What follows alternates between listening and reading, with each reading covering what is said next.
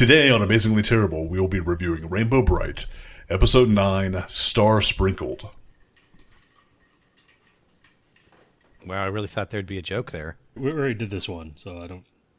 We already did this one. I used up all my jokes for this show. This is going to be a straight summary. No commentary.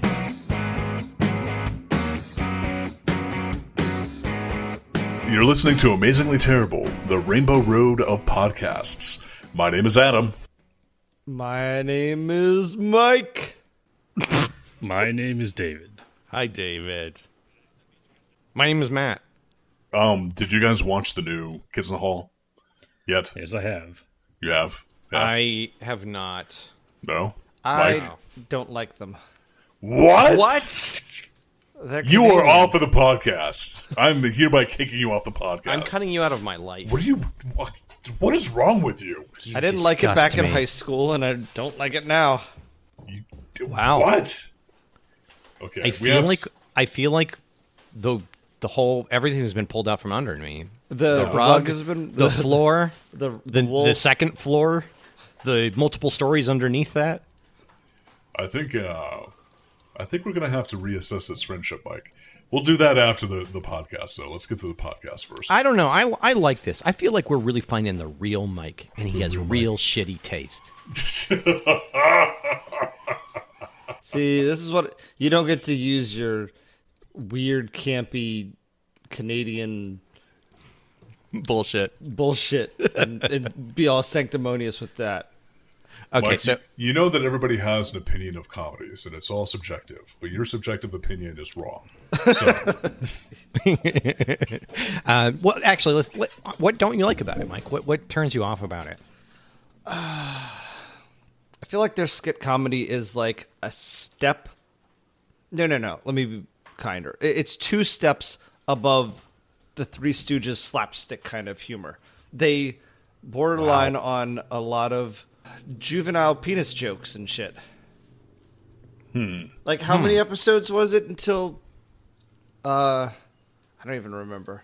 I just remember you talking about someone showing off his bulge or, swinging around his cock or something. well, in the new series, I believe it's actually about 10 minutes into the first episode, we get to see Kevin McDonald and David fully nude, jumping around, swinging their cocks around. So That's what I've always wanted.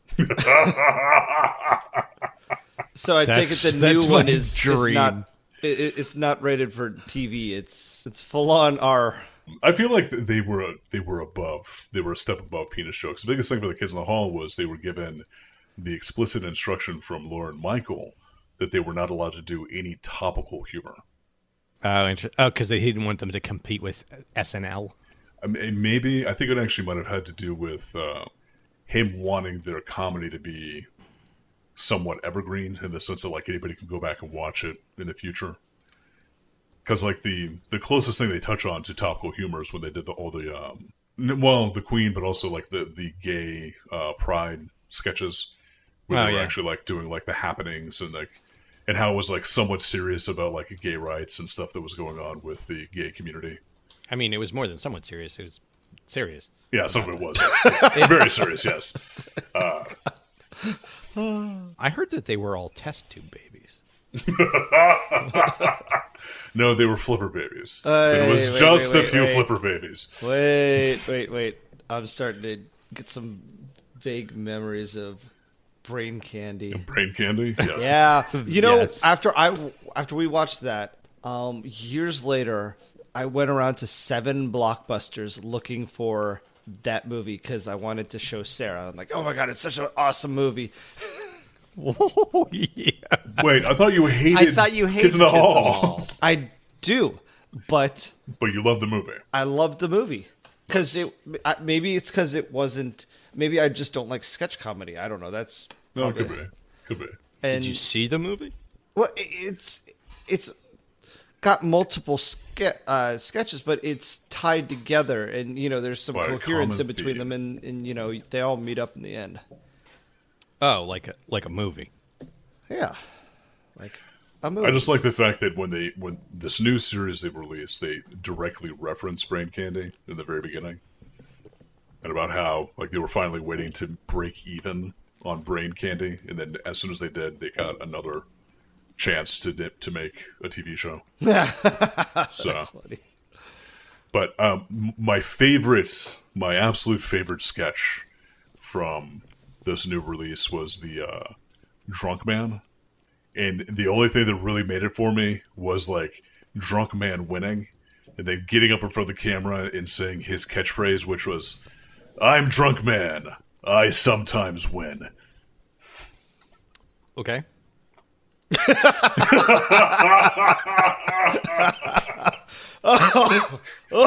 I just love that idea for like a superhero. Their catchphrase is, "I sometimes win." Officer, I'd like to report a murder.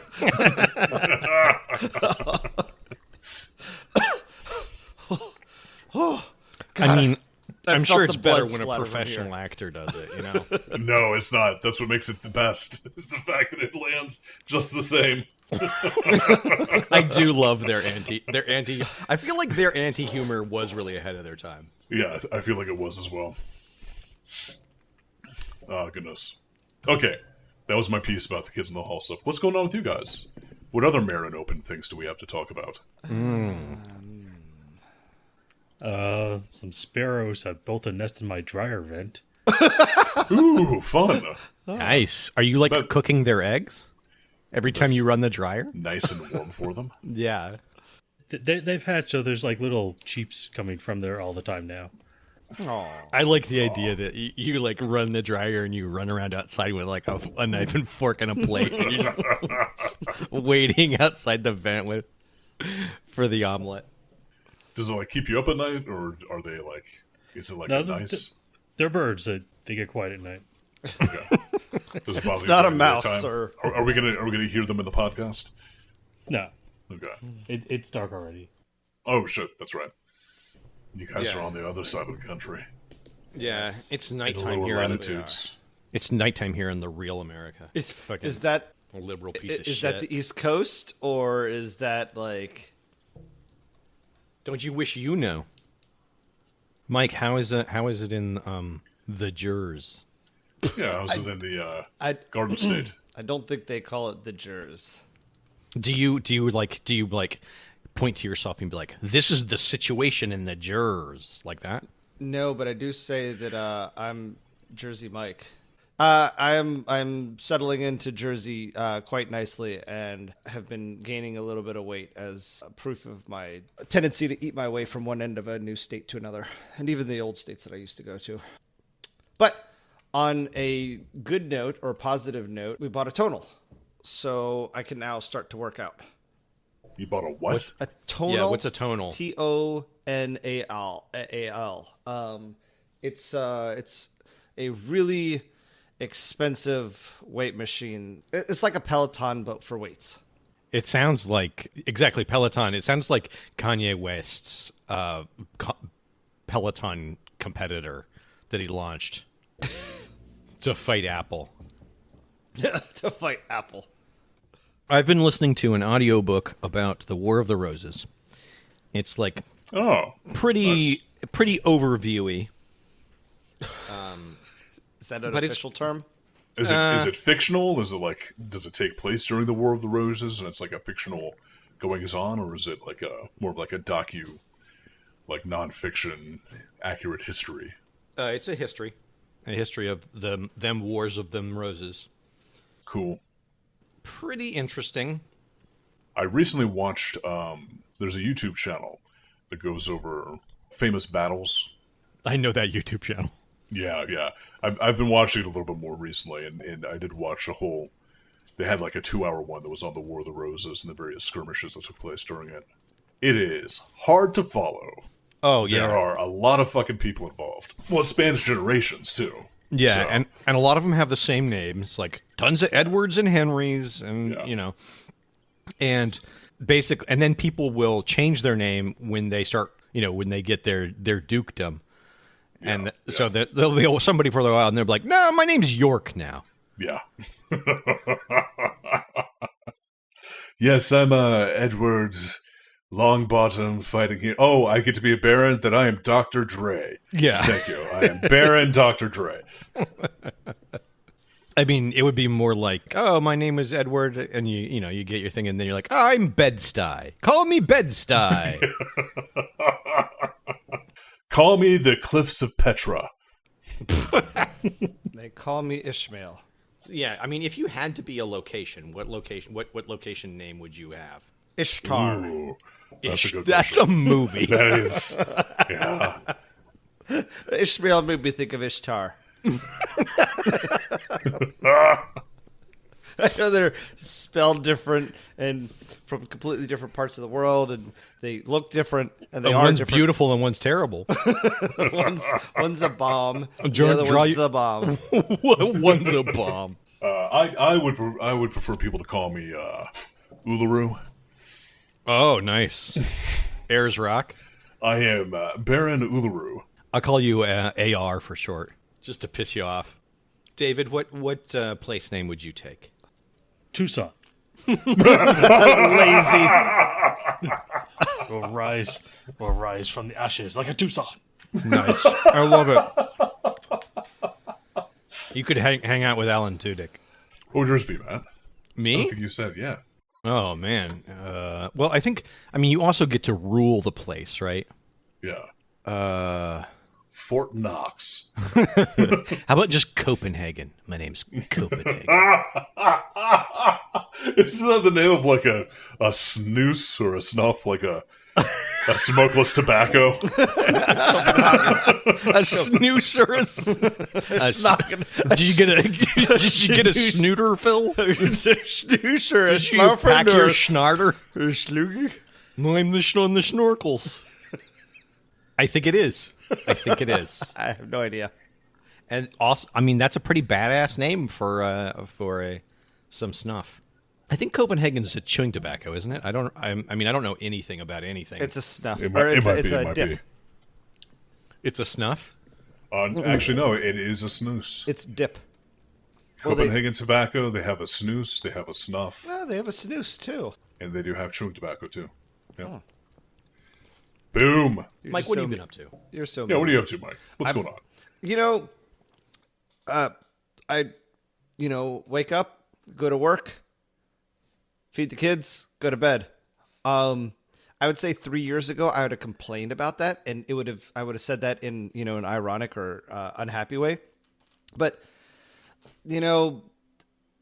at least I don't have to commute, so it's happy. Like Well, I was going to ask you about that. You Living said my you life. go up, you get up and you go to work. Are you working remotely, or are you actually going into the field? Okay. No, I Nice, wake nice. up, walk across the hall, flip up my laptop, and start working.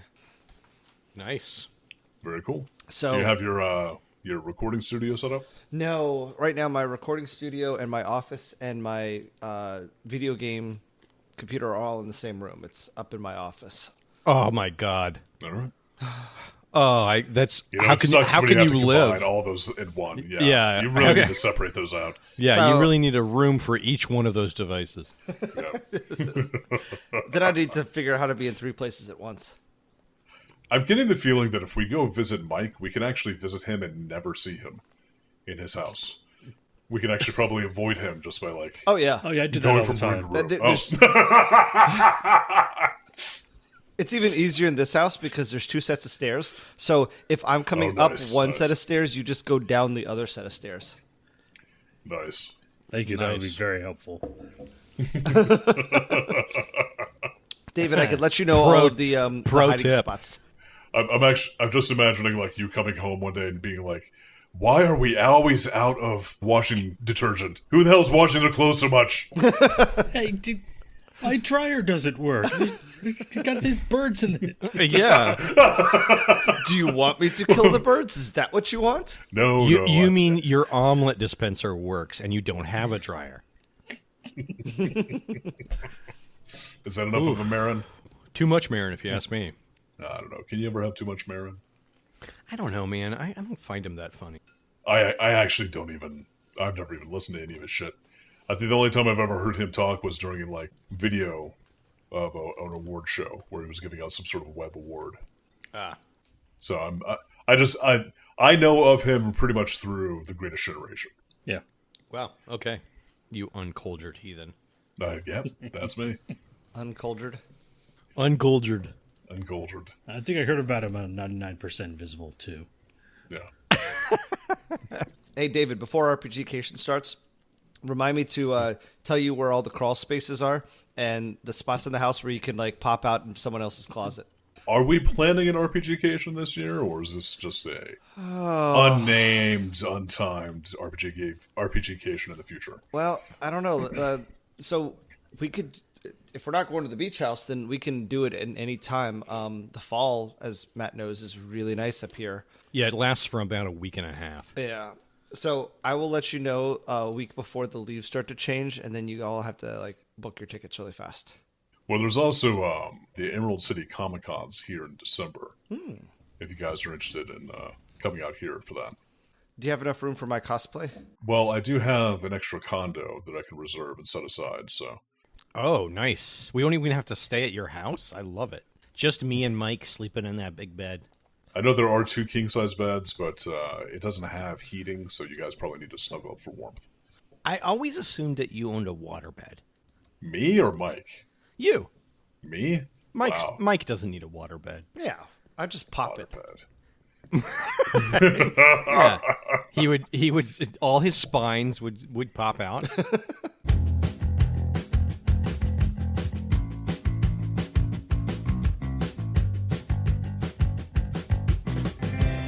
Rainbow Brite, number 9, Star Sprinkled.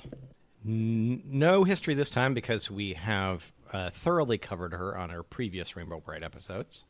Quick question about this particular episode. We were getting a little confused about like what was the first episode because we were looking at the YouTube channel, and on the YouTube channel, Peril in the Pits was the first episode. Mm-hmm. However, I thought on Wikipedia we had this episode listed as the first episode. This was never listed as the first episode. I think this is always... Yeah, I think this is pretty deep in the run. It's very confusing because they released, like, a movie and then cut that into episodes. Okay, gotcha. And so, like, they basically kind of restart the series multiple times. But anytime, like, basically, I think the movie covers finding the Color Kids. And then our previous first episode was like the beginning of the actual show proper, and that the Color Kids are already in place. Okay. Fair enough.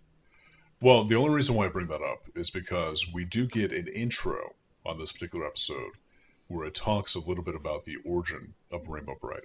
Yes, they do. Yeah. They start in the opening. There's a voiceover that tells us about Rainbow Brite. And there's a flashback with a drastically different animation style. Yes. Yes, better. So I have to assume that animation style was probably from the movie. I'm assuming this is like cuts from the movie. Yeah, it looked like it was, a variety of different sources. Yeah. It is very detailed and goes over like all the baddies, all of the social situations she is in, and her mission, which is to bring color and happiness to people everywhere. Well, here's the part that stuck with me. Is it did say that Rainbow Brite was a very happy and courageous girl. Yes. Who found the power of the rainbow and then thus became Rainbow Brite. So I now understand this to be that Rainbow Brite is a curse. Oh, yeah. And it has trapped this ancient... This woman who is actually like thousands of years old in her child body. So as her mind is progressing, her body is not able to keep up with her. Mm-hmm. And that she is actually jumping around trying to provide color to everyone and everything in the universe in an attempt to break the curse so that she might one day either become an adult or just die. I like the idea that maybe this is a Stampede-like possession entity. Maybe the rainbow came from Stampede, or it's part of the same metaphysical being that created Stampede. That's a stretch. At any rate, we open the episode with Rainbow Brite riding Starlight across the sky, and we learn eventually that they are chasing down a flock of birds, essentially so that they can change them from gray to red. This is an interesting point. Birds are one of the few animals out there that are sexually dimorphic, which means that they have very different appearances between the male and the female. And male birds tend to be very colorful with bright plumage in order to actually attract the female. And the female birds tend to be drab, mainly because they don't need to have those bright plumage to attract a mate. And they can put their efforts towards, raising young and whatnot. So Making in eggs. this instance, the best case scenario is that Rainbow Brite is changing the sex of these birds. Well, you'll notice that the first one she does, it's very hard to see, but you can see that the bird not only turns red, it gains eyeshadow. And everybody knows that in a cartoon, if you have eyeshadow, you are either cross-dressing as a woman or you're a woman. But in this instance, it would be the opposite. Guys, are these the jokes that we want our listeners to hear? Wait, are these jokes? Are we supposed to be making jokes? Oh, God. I'm going about this all wrong. Maybe she just hates birds, and she's like, Maybe. fuck them for the long term. It seems like Starlight has a thing against birds, though. Because he's like shit-talking the entire time he's trying to chase him down. Yeah, well, they're going fast, and he, has to prove his worth. But going faster, yeah. Rainbow demands all the star sprinkles from Twink, who's riding behind her.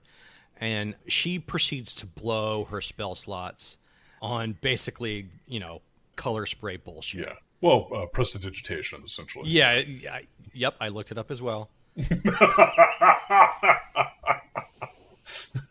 But Well, that it doesn't seemed make a like- whole lot of sense, though, because prestidigitation is a cantrip, not a spell. So. Yeah, it doesn't make as much. The joke isn't as good,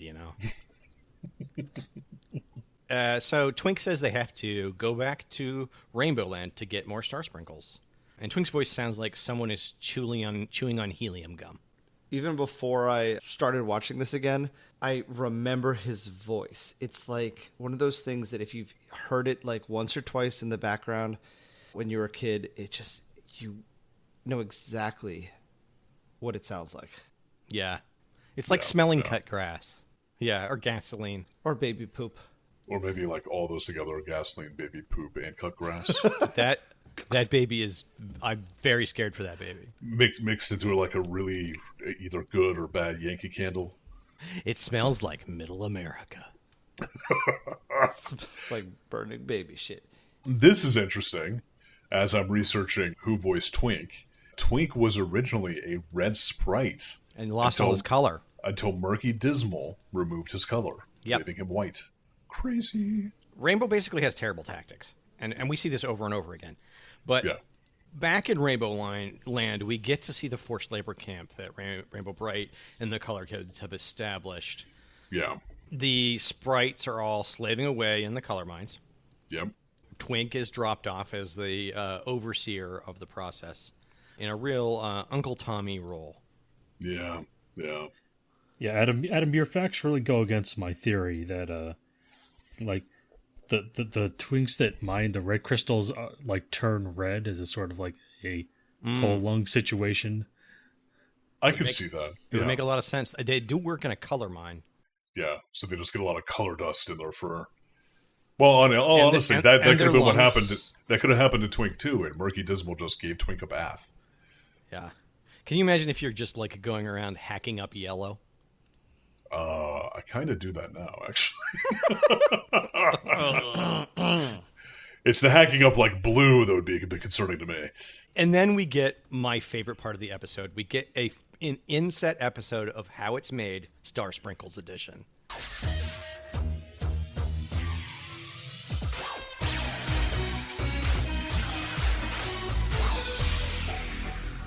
And it's clearly, all of this is clearly designed to be a Play-Doh set. Oh no, these Oh. are Shrinky Dinks. Oh, yeah, for Yeah, sure. yeah, definitely Shrinky Dinks.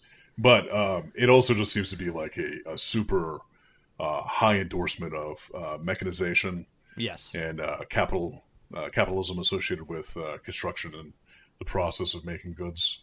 Except So, it is insanely wasteful.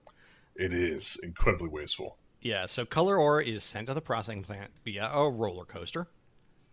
Yep. The raw color ore is flattened into a massive thick fruit roll-up. Yep. A very fine powdery mist that turns into a paste under Yeah. pressure. It looks a lot like hellish flesh. Mm-hmm. And then sprites with cookie cutters on their feet dance on the goo, and they cut out star shapes, and they waste about 90% of the material. Yep. As the star shapes pop out, the rest of it, the Right. in-between, gets sluiced off into the nearby river. I mean, if they could make this any shape, why not one that tessellates? Yes, yes. That would be perfect. Or Right. like you just have like one full sheet that's just the cookie cutter that just comes down and Right, exactly. cuts it all out into one perfect setup. Yep. Yeah, basically this is what happens when labor is free. Like, you just get these insanely wasteful processes where they can't compete. Well, where the labor is free and the resources to actually make the product itself is also free. So Yeah. And also, the things you do with it are basically bullshit. yeah, The cut stars cook into McDonald's under McDonald's brand heat lamps, and they bake down to they the size. shrink. They shrink down to the size of a runt candy. yep. And that's when they start to sparkle. Yeah, and they look pretty delicious actually. I really wanted to kind of put one in my mouth and feel it. But it would turn your tongue a different color. A lot of candy does that, you know. Well, in all fairness, though, this whole process, and this is a problem I was having like with the entire episode, because every time they show the colors or that they use to make the color sprinkles, all of it is red. Despite the fact that they have all the colors of the rainbow in the color mines, they're only dealing in red color ore. Maybe they're just working their way through the red layer, you know. It could be, or there's just like a surplus of red, so they're just trying to work their way through the surplus material before they actually get to regular production. Well, I mean, if the color mine is running the way of the spectrum, then they're basically at the bottom of the color mine. Like, That's true. Red is the last color that they're mining. Before it goes into the infrared or ultraviolet spectrum. Yeah. Ultraviolet's on the other end of the spectrum, though. Oh, my mistake. It gets to the infrared Yeah. side of the spectrum. Yeah. Which I guess would just look like black. Well, yeah, to normal people's eyes, but to sprites' eyes, they actually see well into the infrared spectrum. So, That makes sense. yeah. That's the reason why they're the miners.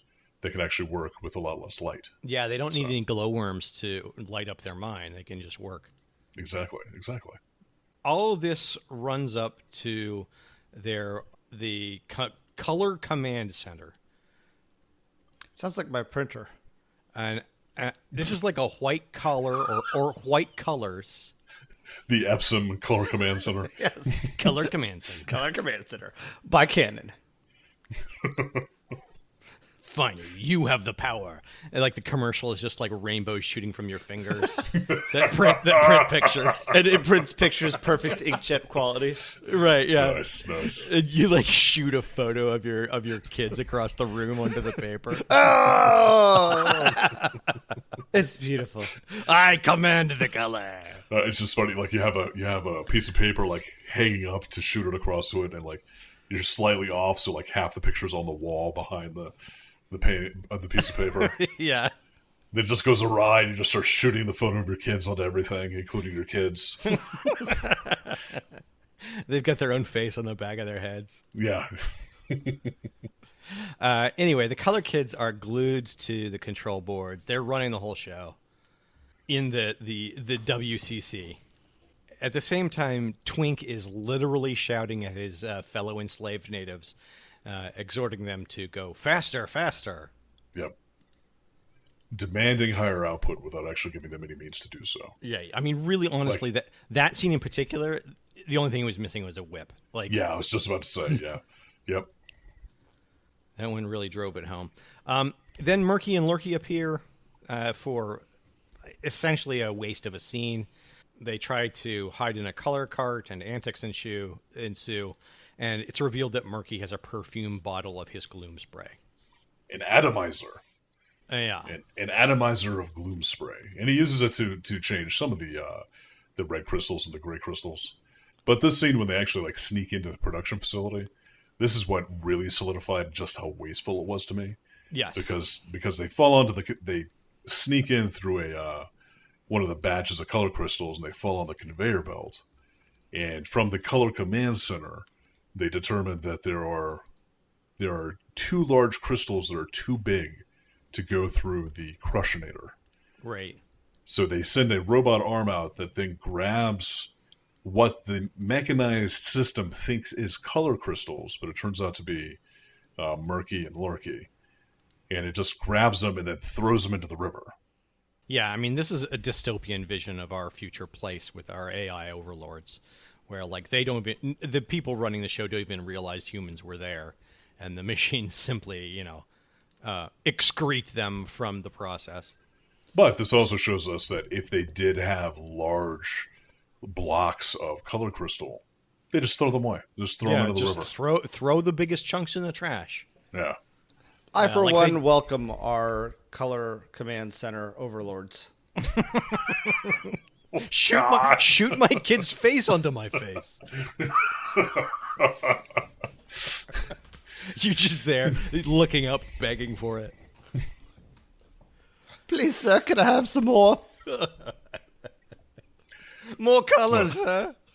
I do like how at the end of this entire like series of events, we do have a shot of Twink with like a flag trying to do, was it semaphore? Semaphore, yeah. To basically just like force everybody else to move faster.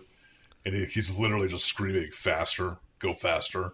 Right. And like you were saying earlier. And like I'm just picturing like a vein bulging out of his forehead as he's just like screaming as hard as he can.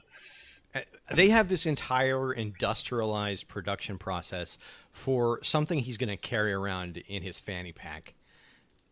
Like just a hand to somebody else, right? Like not even to use himself. What are they doing with the other 99,000 color crystals? They must be doing something with them. Well, that's how the rest of the color kids keep up their pep. They have to snort them. Wow. How do you think they're able to stay awake at the command center for such a long time? They got to take the crystals in order to work. Got to work to make the crystals. Exactly. So the sprites are hard at work when an odd noise distracts them up at the mine. They are unable to speak except annoying mumbles and squeaks bullshit. They investigate going around a corner and they find a cool robot horse and wagon, which I wish was in the episode more. And then, see, that would be a cool toy for them to actually make for the series too. Yeah. If they kind of highlighted a little bit more, maybe made this guy a recurring character. Yes. I think they should bring this guy back. I like him. Yeah. From the back of the wagon, this guy appears. His name is Plock. And he has I didn't even get his name. Yeah. It's Plock.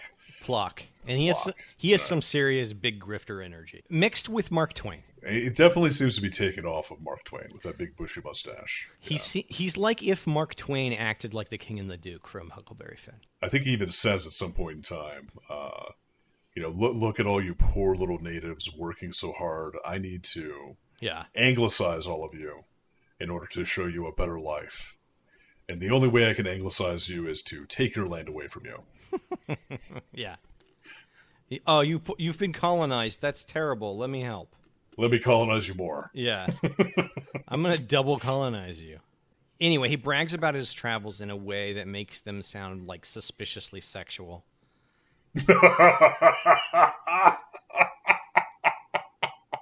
He did go like very hard and deep into that story about Fire Island.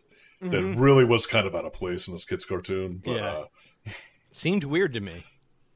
But hey, those folks over at Hallmark Cards, they know what they're talking about. So, and he flirts with all the female sprites because he wants to taste the rainbow. Oh God! My backup joke to that was he has every color fever. Oh, I think you chose the right. Thank you. Let's stick with that one. Yeah, let's stick with Taste the rainbow. I'm actually just picturing him walking around and picking them up and licking them like toads in the rainforest. He's doing a Kiss the Star challenge with those little fuckers. Well, they'll have like the little star antennae, so yeah. Oh right, yeah, make it clean. That'll plunge it up. And he says that he's here to solve their problem and save them from hard work. Yeah, he does a little bit of sleight of hand and close-up magic to Ooh and all them, so that they would then be a little bit more willing to acquiesce to his grifting. But Uncle Tall Wink shows up and is but he's quickly convinced by the fast talking of Plock. And he signs away the mine for some color crystal seeds. That's right. And this is the thing I didn't get. And I watched it a few times and I could have just slipped past me. Were the color crystal seeds supposed to grow like color crystal trees or just grow color crystals? Good question. I don't know. We never saw it come to fruition, so I can't. Yeah. I just didn't know exactly what he was promising Twink at the time. You think it would be like a bush, or do you think it would be like just a big honking crystal like you used to grow in a jar? See, I was thinking it was going to be more like a vine, like a large vine with crystals coming off of it, just because this is obviously the Jack and the Beanstalk parable. However, I didn't get that it was actually going to be a plant of any type. I really think that it was supposed to be crystals, as if like maybe a hole erupted in the earth and just like crystals came shooting out of it, maybe. Because they did say it was supposed to be like an infinite amount of crystals. So. Oh, right. Yeah. Well, they grew. You didn't have to mine them. Essentially, he was going to you shouldn't be miners. You should be farmers. Yeah. Yeah. Yep. Trying to force agriculture onto them. He's like, sugar cane. That's the future. You'll love it.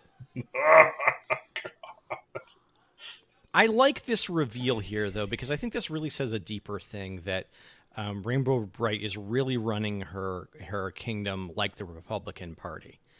And she faces the same problem, is that, by not having educated sprites, it makes them easy to control, but it makes them unreliable when any old crazy grifter shows up with outlandish promises and conspiracy theories. And I think it's also interesting, again, much like the Republican Party, and that I don't find them that interesting. Rainbow Brite is also trying to evade taxes, having to pay any type of personal property tax or income tax by basically putting everything into Twink's name. So he's like the fall guy. Whenever the federal government shows up, it starts like trying to check on regulations in the mine to make sure that they have the right respirator equipment, like the right safety measures are being taken place. At which point she can just point at Twink and be like, "Hey, I don't run the mine. He runs the mine. You talk to him." Right. And that's the reason why Twink was able to sign the deed over, because he actually was on paper, the proper owner. Oh, so this is like sharecropping. Yeah, I guess so. Well, no, not quite. Because in sharecropping, isn't that also, so you still have, like, the owner holds the deed, and then, like, people rent the land out from them. Yeah, you pay to work the land. Yeah. Essentially. So not quite. I think it's more like the mafia. I think it's more that they have a very loose understanding of property rights, because Plonk produces the document. Twink just apparently signs it. Yep. I think there probably wasn't a deed before this moment. Well, I guess not. I guess that actually is another way for them to circumvent some of the taxes too.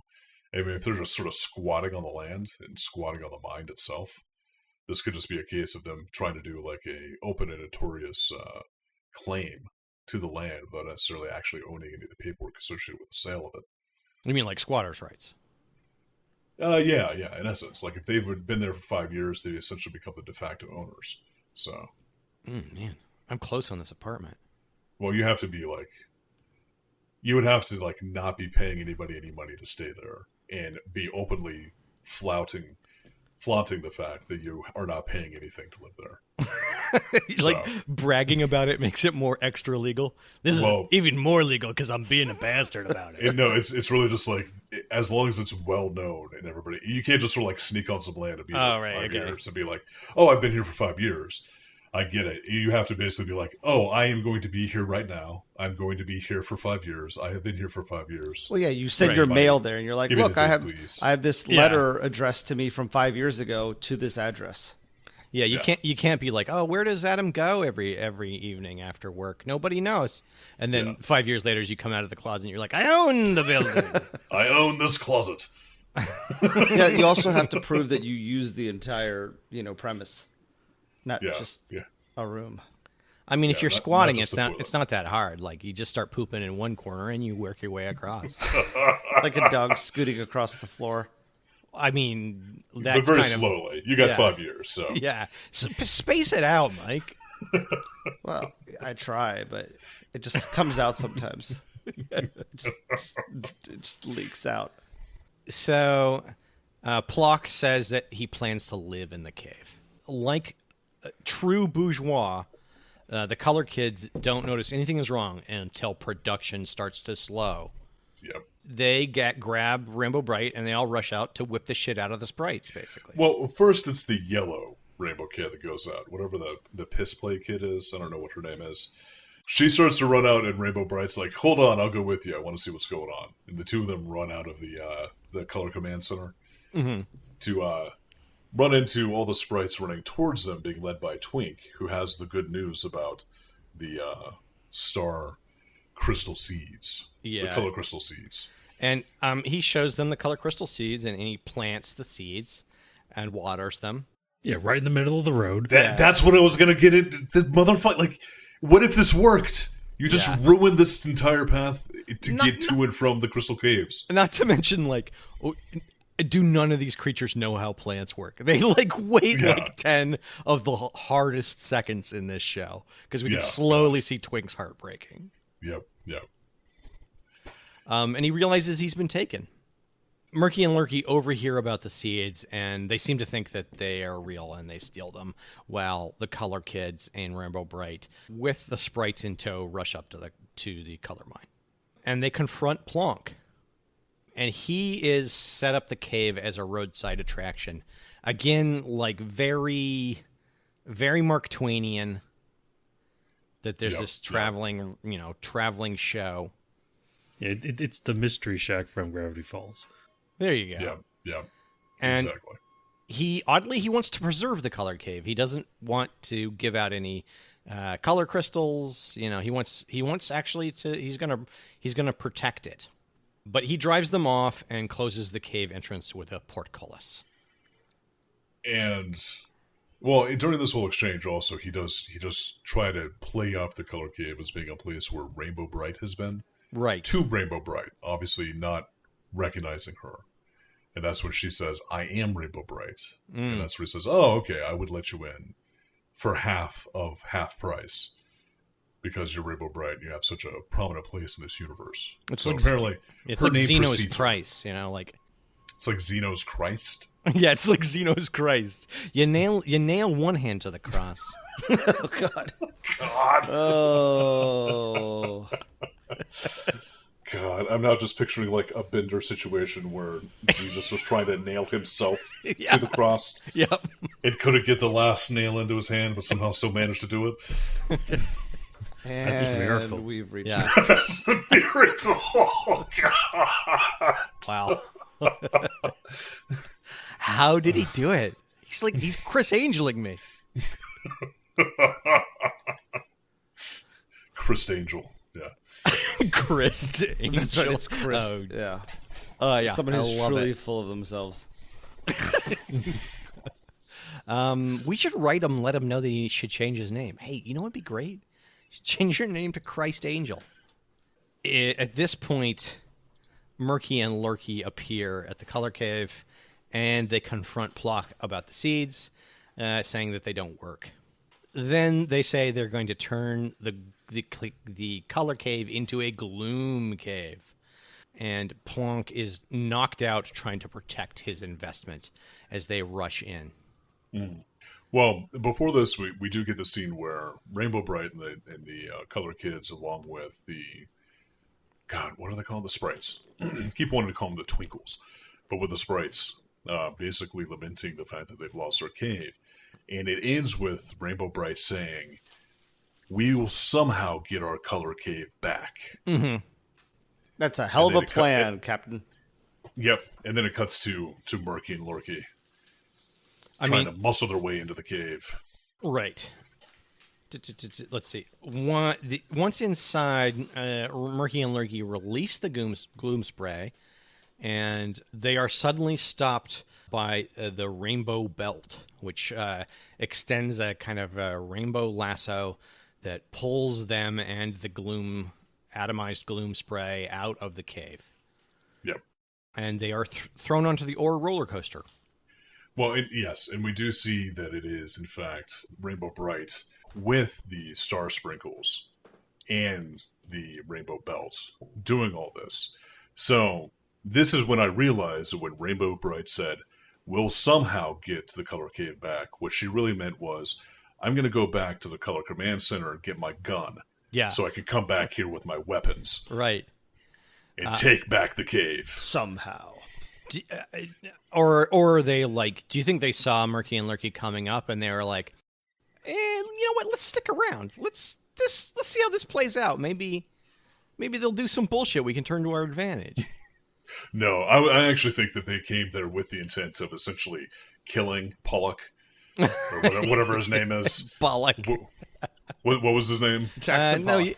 you got it. His name was Jackson Pollock. Jackson Pollock, yeah.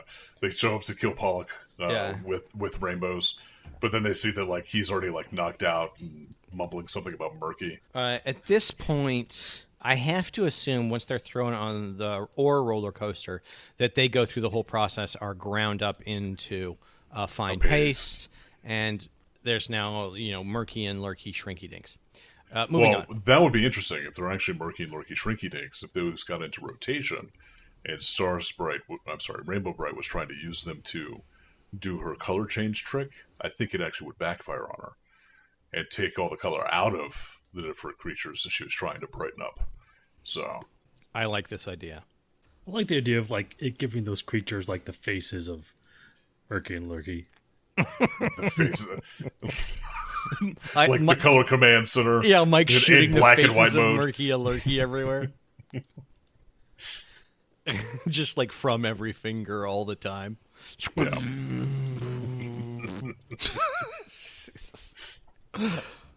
Just give everybody that giant dongle nose, that giant Cubert, non-hollowed out Cubert nose. Yeah, the Viking helmet. Plonk has a change of heart and gives the cave back. And he thinks that Rainbow Brite is needed to keep making the world beautiful because he loves beautiful things. Yep. So he rips up the bullshit deed that he had produced in the first place. Yeah. Which means nothing to anybody. So. And we never even saw any writing on. It's just paper. Yeah. Twink puts the strike spites back to work, and Rainbow Brite is now free to go back to her super yacht and blast color at things. Yep. And Captain Pollock flies away in his horse-drawn spaceship. Mm-hmm. Wow. Rainbow Brite waves to him happily. Yep. As she gallops away on Stardust or It's Starbright. It's a real that rascals ending. Yeah. Like where when really I was just like, why the fuck are you waving to him? Right. You'd be giving him the middle finger while he flies away. Yeah. You should be writing down his plates and reporting that to the color police. Who's the color police, do you think? The blue it's ones. canon, right? And then we get the end credits, and they are still pretty rocking, honestly. The end credits are pretty sweet.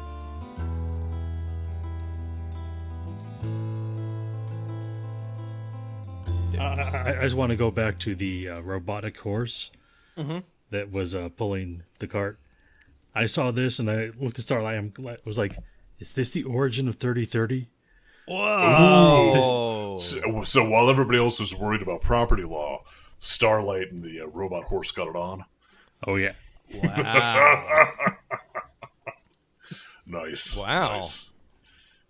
Wow, David. That is a good pull. You have such a good eye for bestiality. It's amazing. Where most of us would see a cartoon episode, you really read between the lines. Yeah.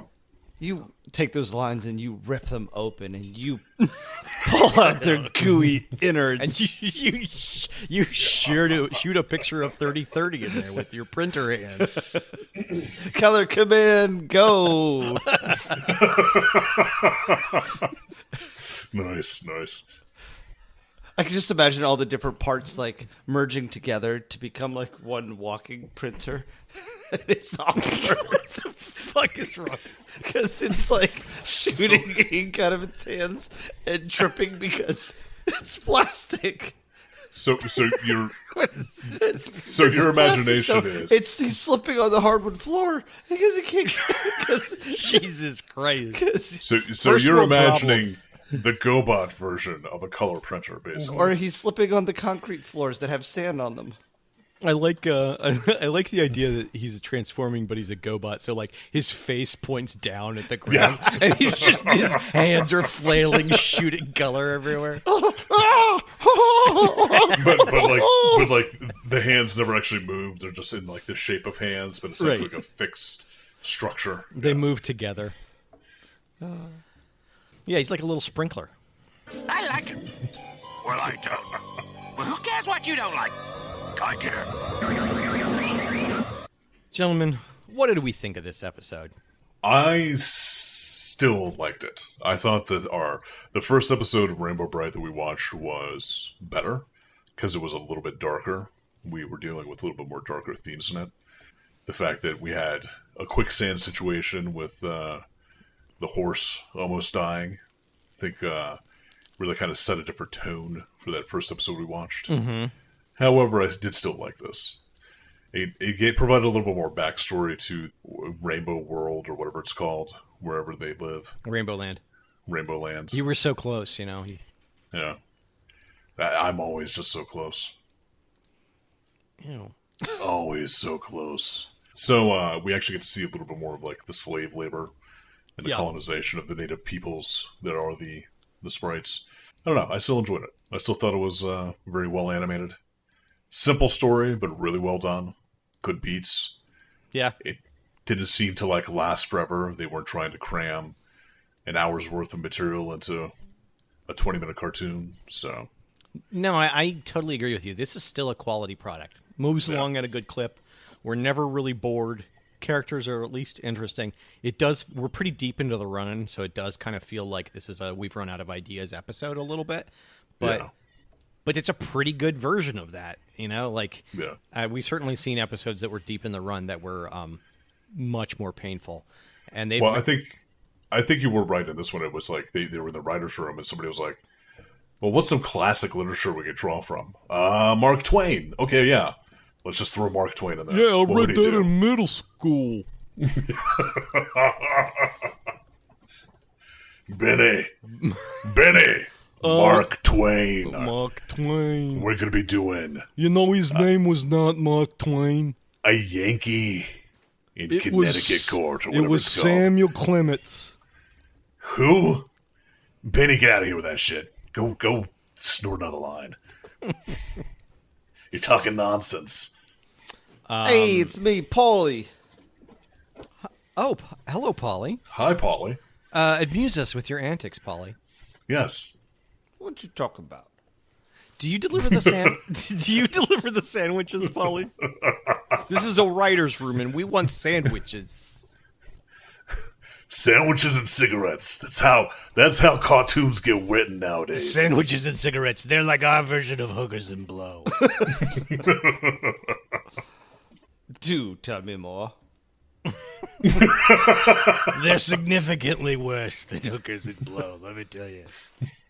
I agree with you. Still a quality product. A lot of questions about the lessons that they're trying to teach and the situation that we find ourselves in, but still really nicely animated, well plotted, good voice acting. Yeah, definitely not. This doesn't really seem to be like a lessons type cartoon. No. So, I kind although of I guess the last one that we watched though, Peril Pits, the Rainbow and Peril Pits, or whatever it's called, I feel like that one might have had a lesson in that, like they were trying to teach the kid to like keep trying, keep at it. Yeah, always bring your leathers with you. Basically, you never know when you're going to have some BDSM. Yeah, you never know when you have to leather it up. Yeah. And kick some twink in the butt. David, what did you think of this episode? I felt that it fell a bit further than you two did. Oh, really? Okay. This one didn't quite have the magic of the first episode that we watched. The magic. Yeah, there wasn't quite as much substance to it as far as the story goes. As far as like the Yeah.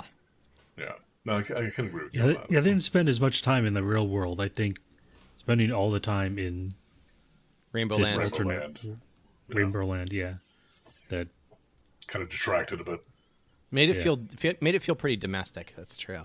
Yeah, because I do think that like the world building was kind of fun and interesting in the first episode where they showed us the landscape.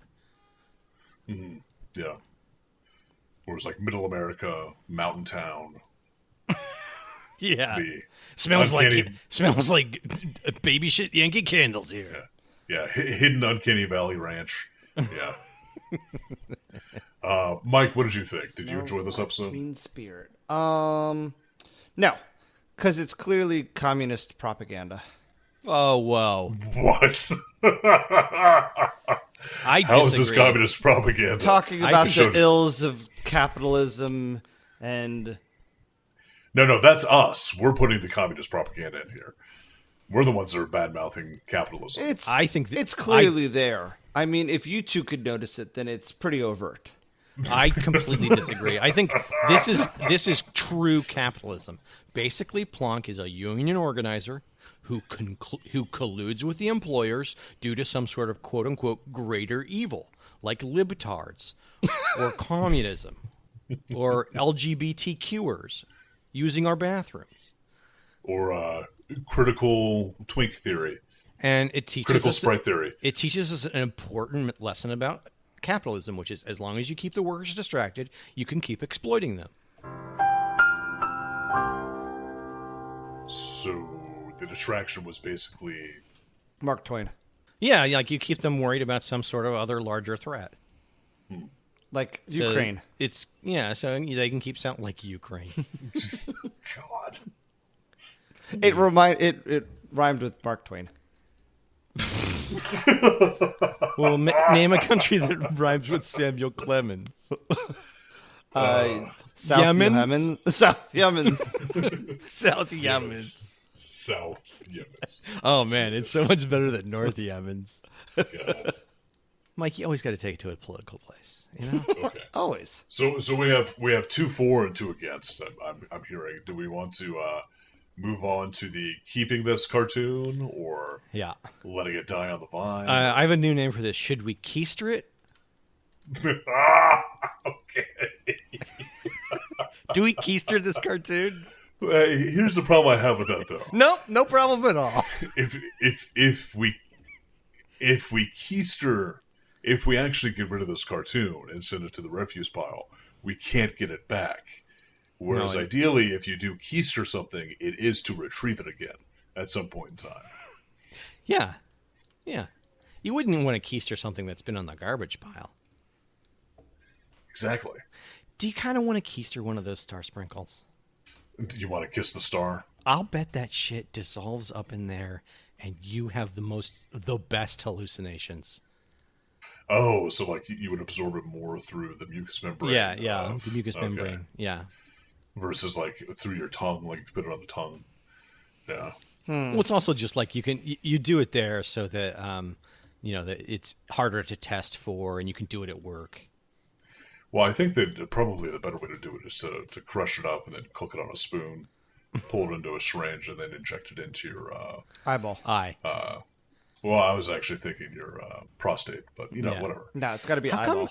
Yeah, how come all your solutions involve cooking something with a spoon? Were you Yes. a hobo? Well, back when I was a senator, I used to. Oh right. boy, here we go. No, wait. What happened when you were a senator? I passed Never mind. common sense gun legislation to keep AR-15s out of the hands of children. That's why I'm no longer a senator. Kind of true. Yeah. okay, so who's voting to keep this? Yeah, it's like keep or delete time. Terrible, amazingly terrible. I still want to keep it, but I'm also not. I think This is not the hill I die on, but I do want to keep it. I think there's still meat on these bones. I mean, clearly it's dead. Like its carcass Yeah. is rotting, but there's still good meat on these bones. Yeah, we can still get in there with a knife and get some of the sinew out. Oh, the marrow. Can you Yeah. imagine that rainbow marrow when we crack it open? That's right. Yeah. Do you think it's rainbow, like, is it stacked horizontally, or do you see the full rainbow when you crack the bone? I think it's stacked horizontally. Okay, so you're like, oh, I'll crack it near the red end. Yeah, I think it's a lot like that mismade burrito that Derek kept on. Jesus. I think he just ate it wrong. He should have eaten it sideways. Yeah, exactly. Supposed to Just slice open your it mouth off the really top. loud. No. You put it into a meat slicer and you slide it lengthwise, and that way, every slice. Yeah, just slice a bit off, put it on a sandwich. There you go. Just, That's good just burrito. like that. Oh, I would eat that. Oh, yeah. If they Versus sold guacamole. burrito luncheon meat, that was just a slice of burrito. I would get that every time. And I would pay $400 for it. All right. So I think we're coming up with a new amazingly terrible product. Up there with the was it the bean smasher? Nothing tops the bean smash. Nothing at all. David, what do you think? I would like to remove it. Whoa. All right. Wow. Mike, It's all come Keep her- down to Mike. keep or delete? I don't care. Keister or remove? Oh, you don't care? I abstain. What's the opposite of keister? Penis? Keister or snort it?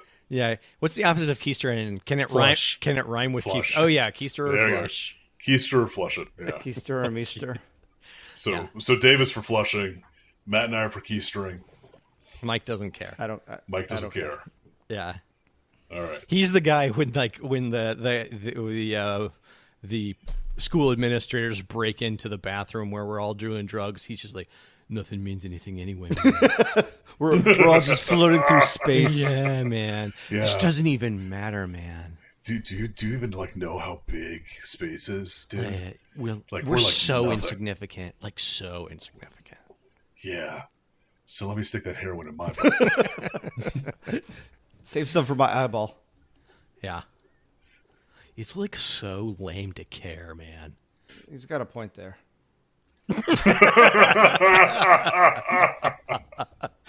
God. Did we just fly right by kid problems and straight into adult problems? Into middle-aged man problems. Middle-aged man problems. Middle-aged white man problem. Everybody listens to me. That's why we have beer and gum. No, wait, nuts and gum. Oh, wait. nuts and gum. Nuts and gum, yeah. Beer and gum sounds delicious. Yeah. I think that's going to be A new flavor. amazingly terrible product number 3, beer flavored gum. I'm gonna just strut Beer around. gum. I'm Or gonna strut around gum-flavored sprinkling gum. Sean on my beer gum, just a star sprinkle keister. I would rather Fucking blasted out of my brain. have gum-flavored beer.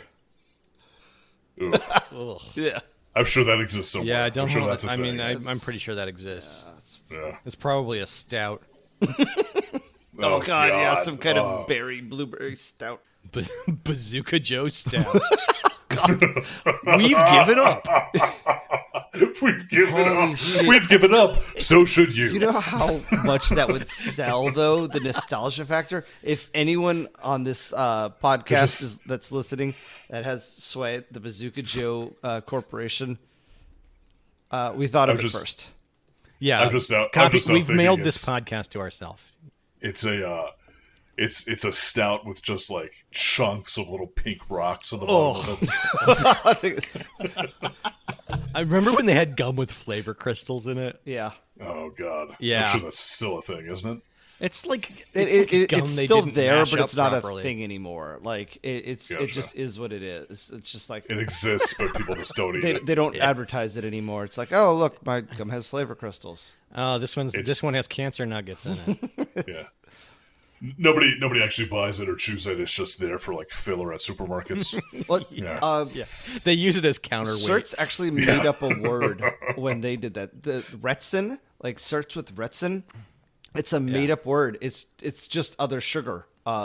They literally Wait. came up with Mike, a way to. Mike, It's- I'm gonna blow it's a- your fucking mind. They're all made up words. Yeah, all words Think are made about up, it, man. but- yeah, dude. Yeah, man, dude. Yeah, man, dude. Can I be man boy? I want to be the good. I want to be the witty sidekick to man dude. Mike, Here's you can man be the boy. national man boy. It's crazy to me that they actually made up a word for sugar, and the word they made up for marketing purposes was retsin. Yeah. That's horrible. Yeah. This is my new flavor of ice cream. Poison. You're not even trying But anymore. it's spelled as like poi, like the fruit. Yeah. Boy, It's poi flavored ice cream. I call Poison. it poison.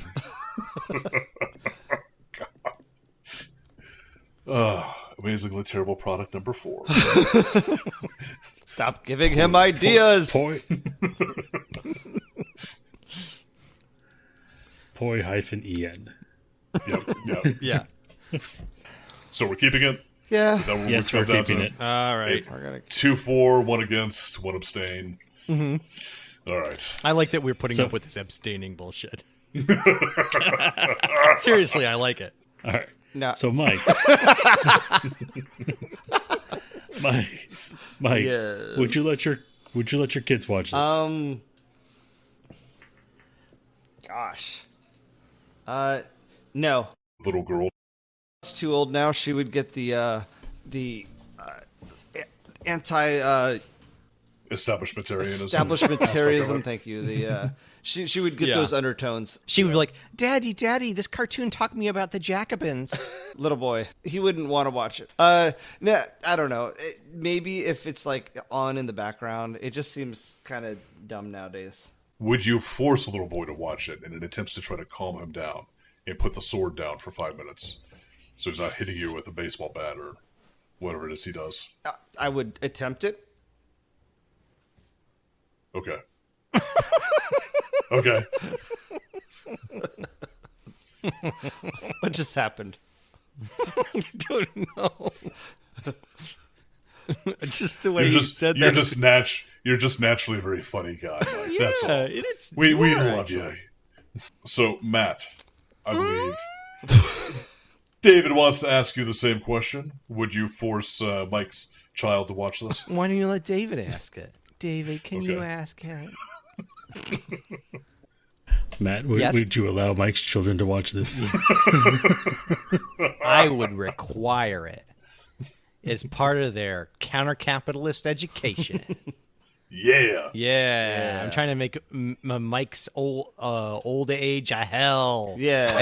as his liberal kids run away and go to the bathroom in the wrong bathroom. Or get a liberal arts degree. Daddy, I studied creative writing. Oh God, no! At least I've done communication.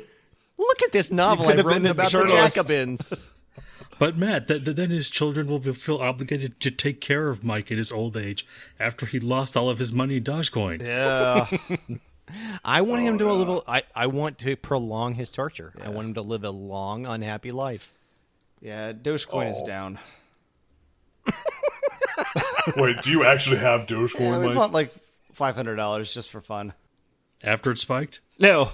Oh yes, but not up to Yeah, 80 or after whatever. it's We bought it at like Wait. 15. So So your incredibly financially savvy wife allowed you to do such a thing? it was her idea because she wanted to get Little girl. something fun, and Little girl. likes dogs. So she said, "Let's get a Here's my question. Dogecoin." What the? Was it just so that she could have something for little girl to have? Because remember, her name's Little Girl. No.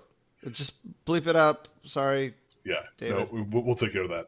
But, or do you think that it was partially her doing that and then also thinking, you know, we'll shut Mike up for 5 minutes Yeah. if I let him buy some Dogecoin? He's like, what's two birds with one stone? Crypto and dogs. You know, I actually, Finally. when I did first hear about it, it was at a penny. Oh, really? Yeah, and I was like, Dogecoin, that's stupid. Crypto's dumb. It'll never last. It's made up. At least, when people talk about fiat currency, it's only propped up by the United States government. I'm like, it's stable because it's propped up by Yeah, the it's U.S. propped up. government. And Yeah. so I was like, but Dogecoin sounds cool. I get the meme. It's funny. And I thought about it, but then I didn't think about it again. And then Sarah says, hey, we should get Little girl. some dog stock. So we bought some PetSmart or Petco or something like that. And Dogecoin was one of those weird things that Sarah's like, yeah, let's get the Dogecoin. Let's get the Doge. And I'm like, oh, are you sure? She's like, let's just put a little bit in there. So I actually don't own any crypto other than the Dogecoin experiment. And how did little girl like Dogecoin? Does she enjoy this? Did she get $500 worth of enjoyment on it? Absolutely not. Or could you have spent that $500 on a goddamn Barbie playset and she would have been much happier?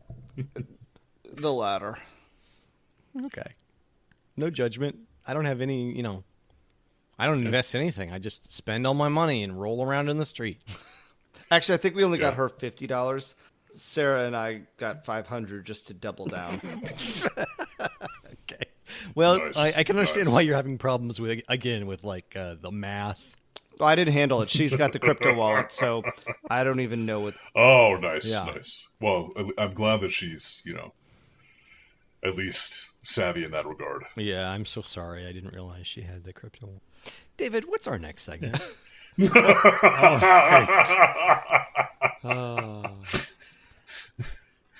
Next is redemption.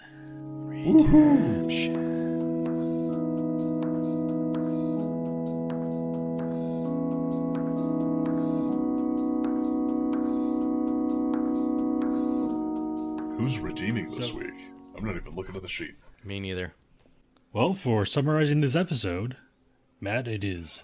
Oh, Whoa, are we're all caught up? caught up. We are caught up. Nice, Holy moly. How'd that happen? nice. We did more than one redemption per episode. Oh. Man, this means I have to actually work to get a redemption now. They're not just handed to me anymore. Yeah. Damn it. Yeah. You can't live off past Adam's work like Yeah. a freeloader. Resting on your laurels. That's right. That's how I sleep. Just get a big bed of laurels. I think this is going to be a controversial move, but I'm going to do it. I would like to remove row 101, Mighty Mouse. Ooh, Here I come. that is a bit controversial. It is. I just... Didn't we have a whole conversation about how we need to be watching more mainstream cartoons in order to draw a bigger audience? But I just don't like Mighty Mouse. But just think about the age group that would have watched Mighty Mouse when they were kids. That's Yeah, a key our demographic parents. we don't have. Yeah. The people who aren't listening. 1942 to Again, we 1961. don't want our parents to listen to this. Like, oh, Mighty Actually, think Mouse, about I'll it. watch that. I think it might actually be You our did Mighty grandparents Mouse. at this That's so point in sweet. time. Oh, my God. Oh, my eyes. I can't unhear this. Mike, why are all those nice boys talking about your foreskin? God. Mike, did you show all those boys your foreskin? No, that's what the Boy Scouts were for. Oh. Damn.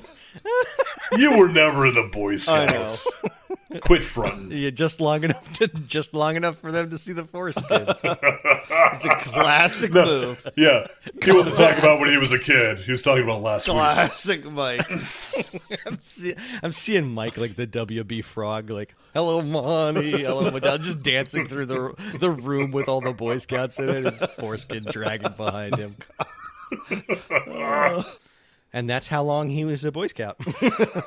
And that's why I wasn't allowed back at Boy Scout camp. Moving on to reverse retcon. We want cartoons 26 hours a day. Reverse retcon. I feel like this was a shorter episode. We're just Oh, yeah. we're just efficient. We're getting more efficient as we go along. Well, Yeah, and then if funnier. we're using that, then the mask was the most efficient episode. It also seems to be the episode where you're sober. Is there a correlation? I'm sober tonight. Yes, what we're that's what I'm saying, saying. yes. Oh, So, tell me what is index 592? Jesus, 592? 592. Those are some numbers that you said. Oh, boy. Wow. Strawberry shortcake. what? What's with? Okay, Yes. I'm Yeah. excited. I mean, it fits in well with the Rainbow Brite. Yeah. This is the first time we'll be doing Strawberry Shortcake, and we're going to be pulling from the original 5 episodes from 1980 to 1985. Now, if I recall correctly, Wow. Strawberry Shortcake is actually a special series in that they only made 1 episode a year. Whoa. And what episode of Rainbow Shortcake, Strawberry Rainbow, are we watching next week? Number 4. All right. The penultimate episode. So it looks like number 4 is going to be a Strawberry Shortcake housewarming surprise. Oh boy. So they were owned by American Greetings instead of Hallmark. I love that we're going down the scale. Yep. They were actually getting like competing IP From shitty greeting companies. Yes, exactly. Well, I'm glad you love this so much, Matt, because you're going to be summarizing this episode. Oh, thank God. Fuck you. Fuck Nice. you. How dare you make me work? Fuck you in the keister. No. In the Wherever keister. he wants. Right in. All the right. keister. So, in a future episode of Amazingly Terrible, we're going to be watching Strawberry Shortcake, Episode 4, Housewarming Surprise. But next week on Amazingly Terrible, or I should say rather next time on Amazingly Terrible, is going to be The Legend of Sarmati, Siegfried and Roy, the entire series. So, buckle up for that one, guys. Derek always gets the short end of the stick. He kind of does. Yeah. But he loves it. Yeah, he's lapping it up like a little puppy. David, don't tell him I said that. For Keystring, I've been Matt. For Flushing's New York, I've been Adam. For Ishtar, I've been Mike. For Magic Seeds, I've been David. Oh, you got to keister those. Got to keister those, yeah, definitely. Yeah, I got to get him way up there. Boy. Yeah. Amazingly Terrible is produced by David and Adam. Music by Josh Woodward. Send your email to monotonouslyterrific@amazinglyterrible.com.